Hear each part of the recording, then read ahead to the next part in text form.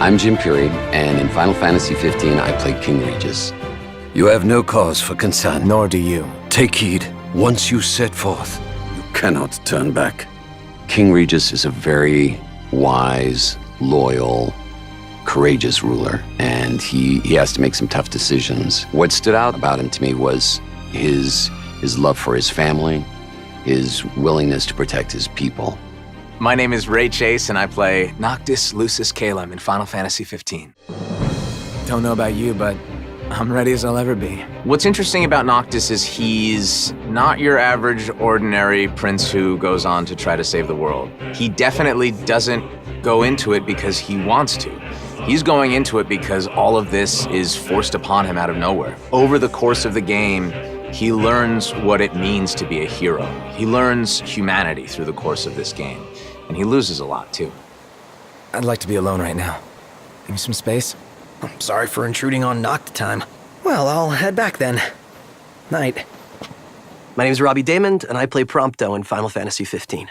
Well, when I first read for Prompto, immediately I recognized his archetype from Final Fantasy series, but I didn't want to play him as just straight comedy relief. So even though that's sort of his function within the 4, we wanted to be really careful to make sure that he was grounded and human and still believable, being a real person going through his own journey. So, any bright ideas, Ignis? A dark one, as it were. A frontal assault would leave us exposed, but if we move under cover of night, we might be able to infiltrate the base unnoticed. Hi, my name's Adam Crosdale, and I play Ignis in Final Fantasy 15. Ignis is the confidant to the king-in-waiting, Noct, and he is very cerebral, quite funny without meaning to be, and an organizer, extremely organized and extremely capable. I'll analyze what intelligence we have available to find us a way in. Sounds good, Specs. He tries to keep Noct and the lads out of trouble, and has varying degrees of success doing it.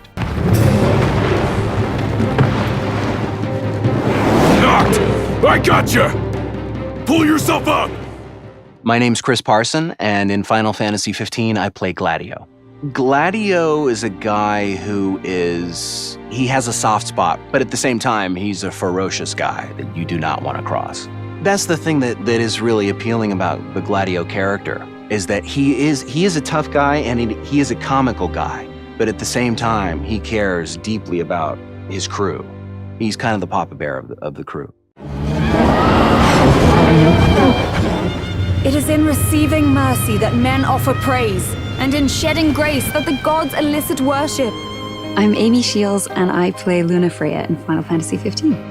I would describe Luna as a very strong woman. She's quite reserved, but still manages to give across this major passion for everything in life that she cares about. She is this wonderful spirit who just cares about everyone else. I vow, the king will prove himself worthy. She's informed, she's educated, she's an incredible woman to play. And what's your story? I'm an impatient traveler, ready to turn ship. A man of no consequence. Well, hi there. I'm Darren DePaul, and I play Arden Azunia in Final Fantasy 15 and in Kingsglaive. The most enjoyable part of playing Arden, the writing. He's a wonderfully written character. He's very human because he has so many different sides. He's got that very sincere insincerity, and I adored that about him. Arden Azunia, Chancellor of Niflheim. He's just so oily, but just so much fun. That day, he didn't want you to remember him as the king. In what time you had left, he wanted to be your father. My name is Matthew Mercer, and I play the role of Cor in Final Fantasy 15.